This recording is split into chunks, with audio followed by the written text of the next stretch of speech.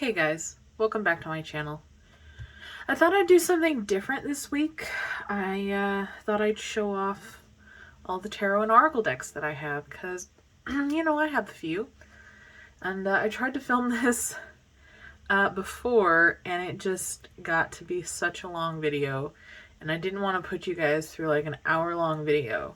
So I'm going to try to go through this a lot faster. And hopefully it doesn't end up being an hour, but let's get into this and I hope you enjoy. So the first deck on my list is the first deck that I ever got. It is the Science Tarot. I wanted to get into the tarot around 2014. This is the back. But I didn't know where to start. I didn't know what to do. So a friend of mine online was like, pick a deck that you resonate with and I'll buy it for you. And I was so happy. She was so nice. And I really like this deck. I wouldn't say it's beginner friendly because I tried reading with it as my first deck and I was so confused. Like how these connected with the Rider-Waite-Smith system. Like, it's great that they have their own keyword. Like the Nine of Cups is emergence and it like has ants and stuff on it. And like the book talks about what that means and everything. But it was hard for me to reconcile that with the Rider-Waite-Smith system when I had no experience with it. So I wouldn't recommend it to beginners. The cool thing is the court cards have their own system. Like the page is the explorer, the king is the visionary, and then they all have their own person that they're attached to. It's really cool. And yeah, I find it's a really practical deck. It tells you exactly, what you need to know. Matter of factly, it doesn't fluff it up. The card stock is nice. It's a good card stock. It's not too flimsy and it shuffles all right. So that's all you can ask for, really, in a deck. So that is the Science Tarot. The next deck is the Cosmos Tarot and Oracle. It's both a tarot and an oracle deck. I got this for myself. It was the first tarot deck that I ever bought for myself. Look at that. It's gold gilding. Very pretty. The cardstock is a little on the flimsy side, but that means it shuffles really well. And I really care more about shuffling than the quality of the cardstock. I don't really use them that much. So it's no skin off my nose if it's not the thickest cardstock. Comes with an oracle deck that has astronomical bodies, and then it also has ideas and concepts like a binary system or a black hole. And I use this to clarify my Cosmos Tarot readings. I like them because they have their own little keywords and stuff. And the same thing with the tarot deck. It also has keywords attached to it. They are all constellations, every single one. And the constellation itself is gilded, which is really cool. And the book is really in depth. It like really connects each constellation to the tarot meaning for that card. And the suits are not things, they are elements. So like swords is air, fire is wands, stuff like that. The major arcana have their elements listed on the card. And they've also got those little keywords, which I find helpful. It makes it a little bit different from the Rider-Waite-Smith system the keywords I don't find align completely with the Rider-Waite-Smith system, but it also adds depth and a unique reading to the cards, at least I think. The book has black and white pictures of each card. It has the regular reading and the reversed reading. It also talks about how it's related to each constellation, which I find really interesting. And I'm really glad I bought it because it is so pretty. It's one of the prettiest decks I own, and it's just an excellent, excellent deck. The next deck is the Tarot of Pagan Cats. It is a mass market deck by Lo Scarabeo. It's got multiple languages on it. I bought this to try to communicate with my recently dead cat, and didn't really get much on her end, but I still find the artwork really pretty. Like, the artwork is great. The backs look like this. The cardstock is alright. It's good. It's better than plain cardstock, and it shuffles well.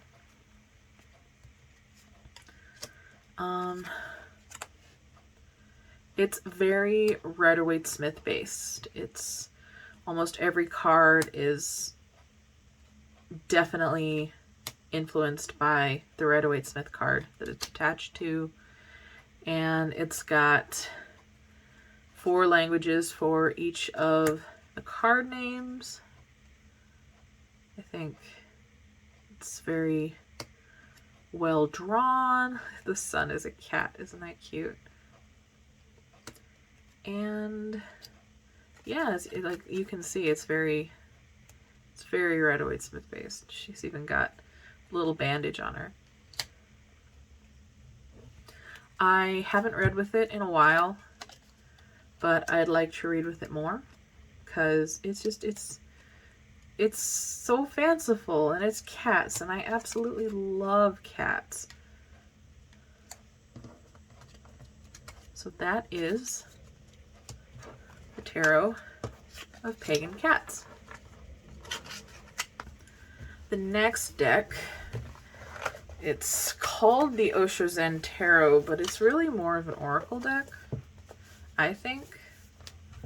It's got a nice hefty book, very in-depth, talks about how each card, because each card has its own like keyword to it, like an oracle deck does, but it's supposed to be based off the Rider-Waite-Smith system. I don't really see it on everyone. I mean, there's some that are definitely the same, but I don't really get it.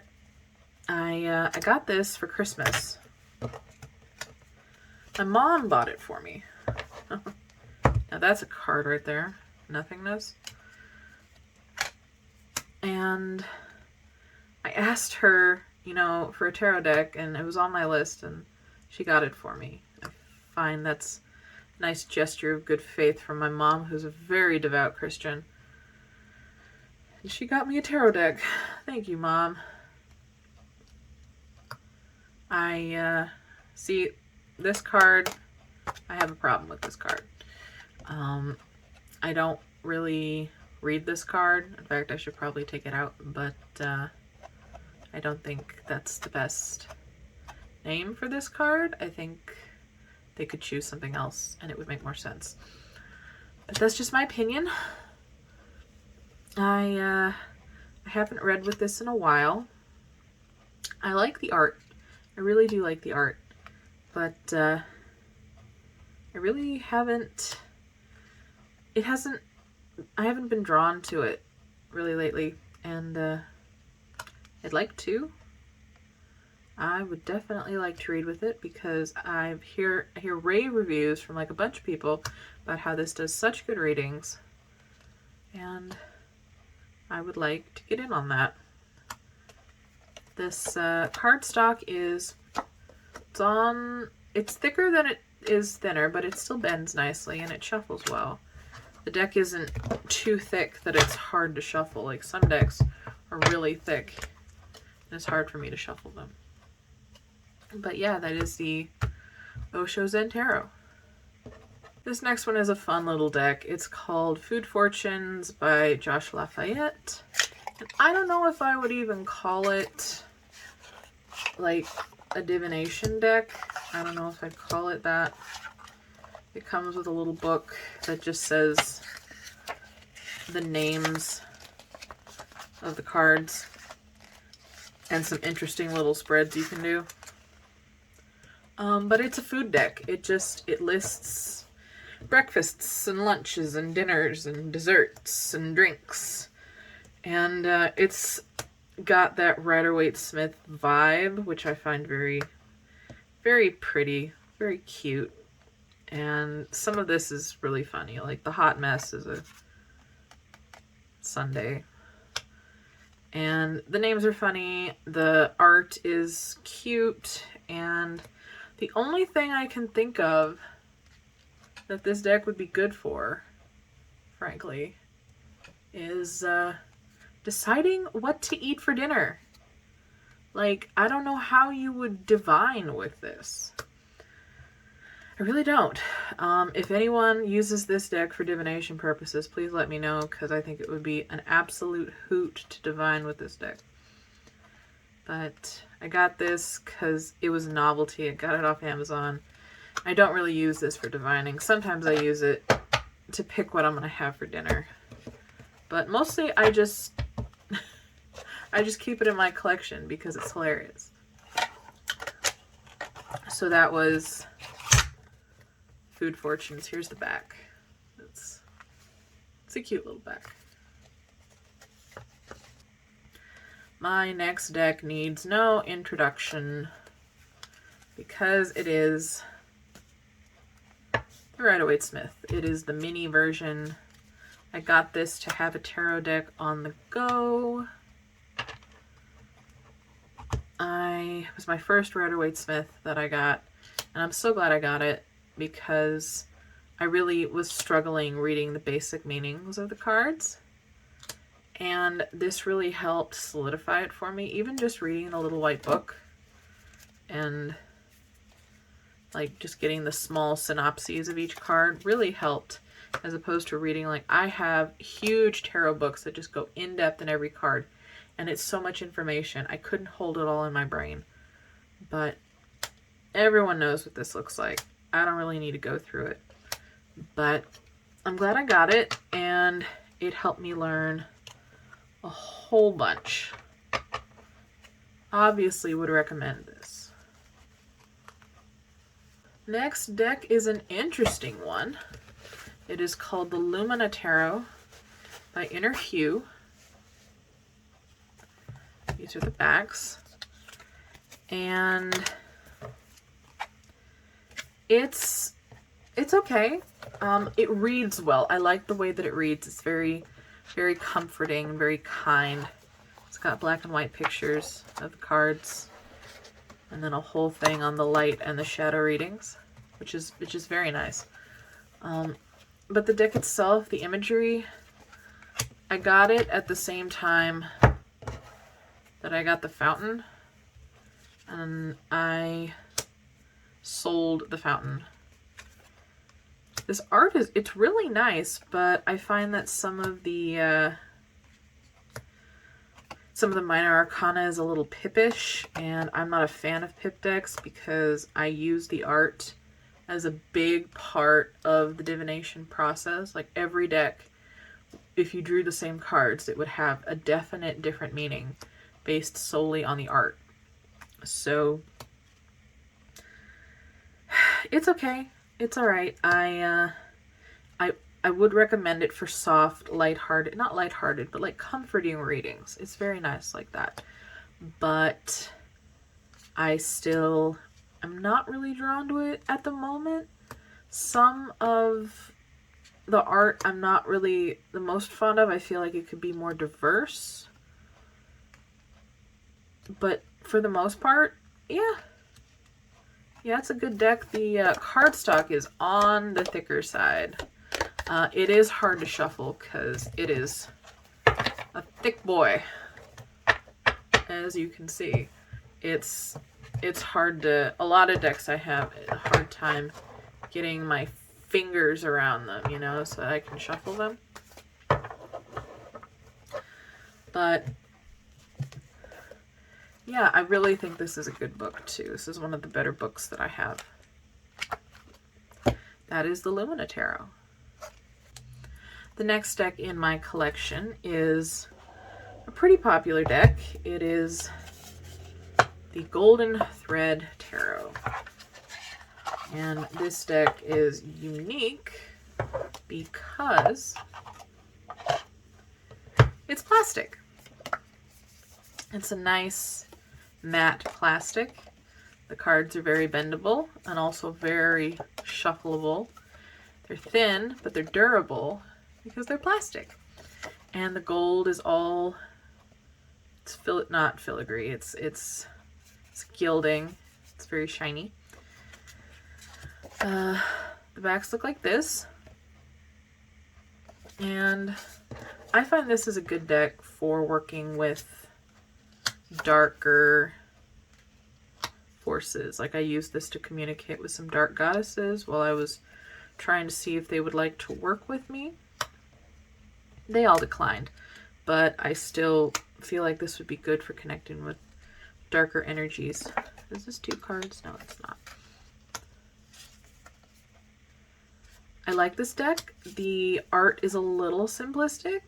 I mean, it's a Rider-Waite-Smith clone, but you know, it's gold. I had to have it. It was the shiny. The shiny drew me in. I like it. It reads well, shuffles well. Would definitely recommend it. The next deck is one of my absolute favorites. It is the Prismavisions Tarot by James R. Eads. It's got a good little book. Talks about the basic, you know, theme of the card. It also describes what the card looks like, which is nice because the art on this deck, you guys, the art on this deck, it's a thick one because the cardstock is nice and thick, which makes it a little harder to shuffle, but it's good cardstock. It's glossy. You got silver gilded edges. The back is not exactly reversible. You can kind of tell the difference. It's not too bad. It's beautiful, beautiful art. Cannot get enough of this art. It is abstract, but also very evocative. The cool thing is with the minors, the whole minor suit, each suit connects with itself. Like the next card, like goes with the previous card in one big mural. It's awesome. I know that the creator has a black and white version of this, but for me, I'm like, why would you get the black and white version when you could have this amazing, colorful experience? Absolutely beautiful. I use this to communicate with my patron, Hyperion, and it's a great read all around. It's eloquent is what I would say. I'd say it's a very eloquent deck. It tells a lot in such a short reading. You don't have to do too many cards and you can get a whole bunch of information out of it. Would absolutely recommend to anyone who can get their hands on it. I'm not sure if it's in print right now. I know it was recently, but I don't know if it is right now. So that is the Prismavisions Tarot. The next deck I have, I don't know how many people have heard of it because it's a fandom deck. It is based off of the film Pacific Rim Uprising. There was a tarot deck for the first Pacific Rim film, but I did not have the chance to get my hands on it. It's got the book, the handbook. Like, this is amazing. The art is so big. It's got, like, it talks about the art, it talks about the meaning, it talks about the characters and the scene that it's based on. It is so in-depth. I love it. My only problem with it is that it was confusing. The first couple times I read with it before I put it down is I couldn't really understand what it was trying to tell me. It seemed a little like contradictory almost. And I wish that I had spent more time trying to understand it, but I don't feel like I'm that qualified to do that, but I'll get there. I'll get to the point where I can do that. I think it's beautiful. The art is a different artist in every card, and each card has its own keyword. Like up here, Ten of Wands, oppression. Absolutely beautiful. If I could get it, if I could understand it more, I would use it more. But cardstock is it's like my favorite kind of cardstock. This is the good cardstock. It shuffles well, but it's not too flimsy. So that is the Pacific Arcana Tumultus. My next deck also needs no introduction. It is just a bigger version of the Rider-Waite-Smith. We all know what this is like, right? I got it because when I moved from my parents' house to my roommate's house, I thought that I had lost a card. I thought that I had lost the Eight of Cups. It's kind of funny that it was the Eight of Cups. But after I bought this, like a week later, I found the card. I'm like, okay, whatever. I have 2 versions of the Rider-Waite-Smith, which is nothing wrong with that.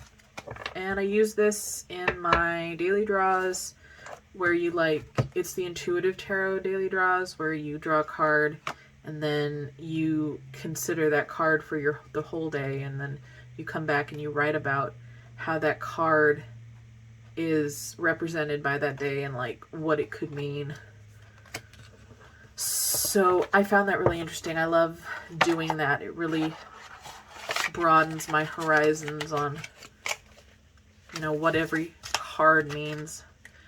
Yeah, that's the Rider-Waite-Smith. My next deck is my favorite deck that I own. It is so wonderful. Love it so much. It is the Numinous Tarot. Gold gilded. Trans flag in the back. It is so pretty. It is by Cedar McLeod. They also do the Threadbound Oracle, which I am ordering right now. It comes with a big book. Let me see if I can find it. And here we go. Big old book, as you can see. And cardstock is good. It's a thick boy, so it's a little hard to shuffle. But, I mean, it's my favorite, you guys. I love it so much. Every character is non-binary. You can interpret them as any gender you want.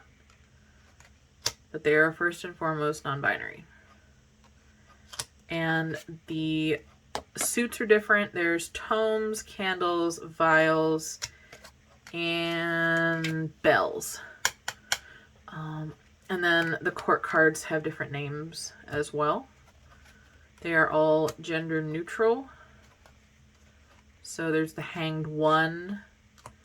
And I forget what the Emperor and the Empress are called. Let me see.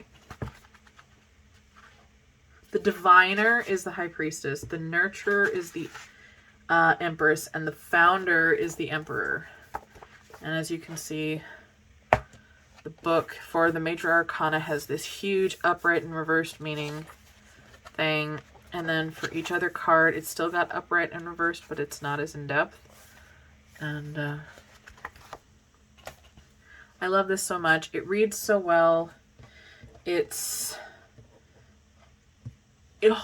pulls no punches, but it still tells it to you in a self-loving way. It encourages you. It encourages you. That's what I would say. It encourages you. And I'm in awe of the art. So amazing. So in-depth. The shadow instead of the devil.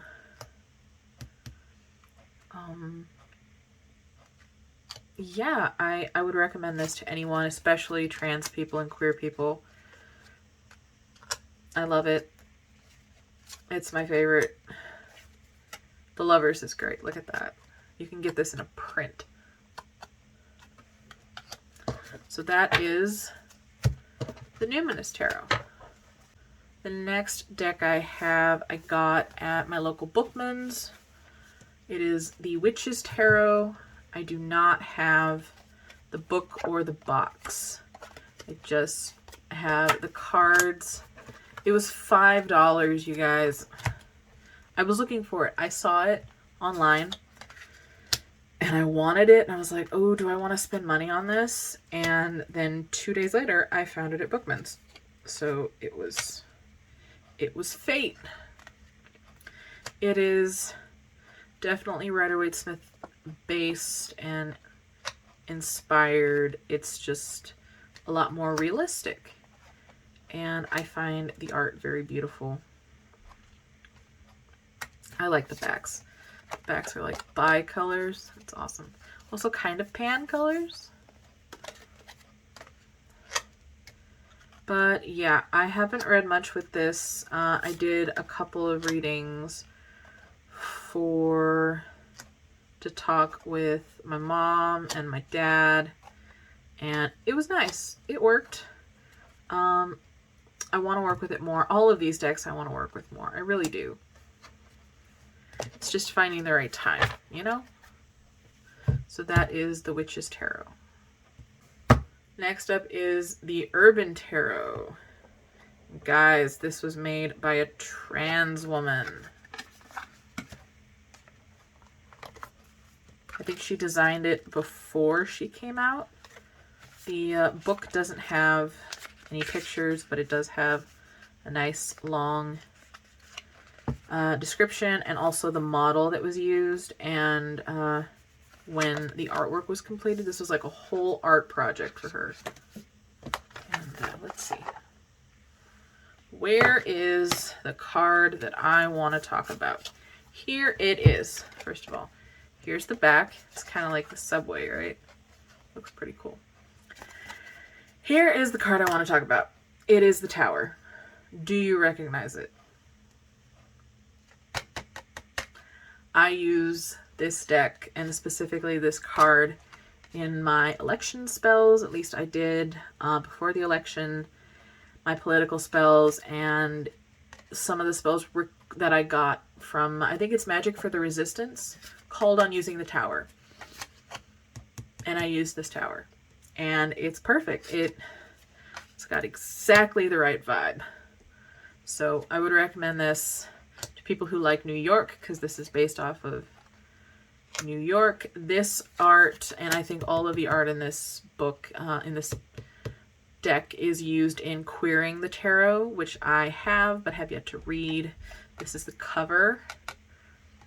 And the card stock it's on the thicker side, and it's also a thick deck. So, and the cards are pretty big, you know? They're pretty big. And so it is a little difficult to shuffle, and I need to learn how to shuffle better. I really do. All I know how to do is riffle shuffle. I should learn more shuffling. This death is interesting. It's interesting, especially now. Some of the references I don't really get because I have never been to New York. The cool thing is every card has its own title, its own Keyword, I guess, except for the major arcana. But yeah, I had to get it when I found out that a trans woman made it. And then I saw the Tower card. The Tower card used to be something different. It used to be another couple of New York towers, and people were rightfully upset about that. So she changed it, and she changed it to something even better. So I'm so proud of her. That was the Urban Tarot. My next deck is everyone's favorite, the Modern Witch Tarot deck by Lisa Sturrow. Has an interesting box. I got this a couple months ago. I have not read with it yet. The book is hardcover, and I haven't actually read through this book yet, I must say. It's got some spreads in it. It's got nice little descriptions of each card. And the deck is, the deck is so thick, you guys. I don't know how to shuffle it. I really don't know how to shuffle it. Don't even think I've tried. I would shuffle it in like 2 parts and then cut them together. I believe this is still in order. No, did I use the Justice card? I think I used the Justice card for a spell. And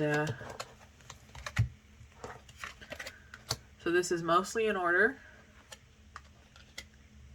And I don't know why I feel so drawn to it. As a trans man, you would think that I wouldn't be as drawn to a female and femme-centric deck, but I am. It's very relatable. I like it a lot. I don't know about how it reads or anything because I haven't really read with it yet, but I had to have it because the images really spoke to me. And like I said, it's the images that really matter to me. If I don't vibe with the art, then I'm not going to want to read with it. Anyway, there's so many unboxings of this deck. Absolutely gorgeous. That is the Modern Witch Tarot deck. Alright, now the second to last deck is also by James R. Eads, and it's the Cosmovisions Oracle. I have an unboxing of this on my other channel. I really should have put it on this channel. It's the Oracle companion to the Prismavisions Tarot. Cosmovisions Guide. It's basically the same as the other book. It's got little descriptions of the cards and also their meanings. It is beautiful. Look at the inside of that box. Look at that. That's so pretty. It is an oracle deck, but it follows the skeleton of the Rider-Waite-Smith. So as you can see, the Fool version of the Fool would be death, because this is about the afterlife and finding your way after death. So if you're interested in that kind of stuff, I would recommend it. It is beautiful. I don't have a full flip through, but I know other people have a full flip through. I would 100% recommend this deck. I use it to communicate with my archetypes. This is a very forthcoming deck.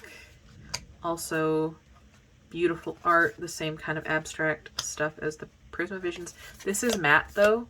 The Prismavisions is glossy. This is matte. I prefer the matte. I always prefer the matte because it makes it easier to shuffle. This is still difficult to shuffle as it is a very thick deck.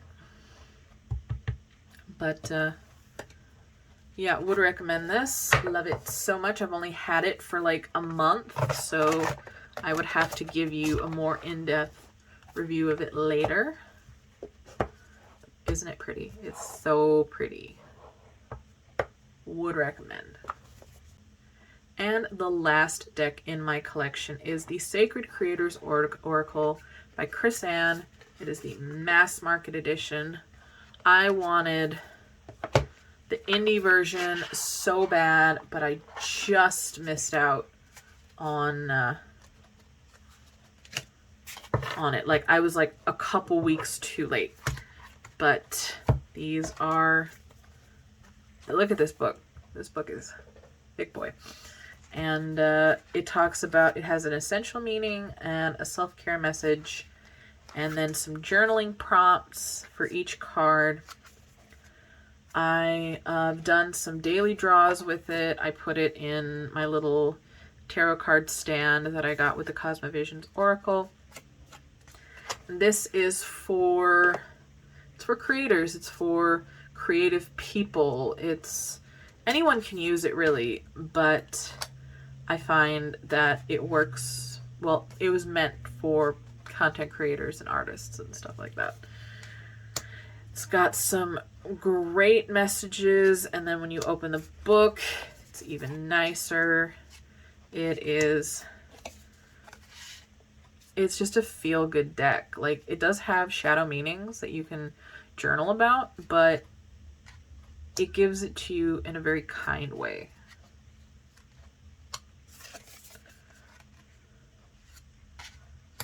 It's matte cardstock.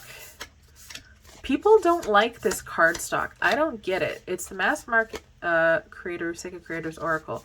And I hear people talking about how they don't like the cardstock. This is great cardstock. What are you talking about? If it were any thicker, it would be harder to shuffle. So maybe I'm just someone who, I don't know, prefers thinner cardstock because it's hard for me to shuffle things. I don't know, man. I don't know.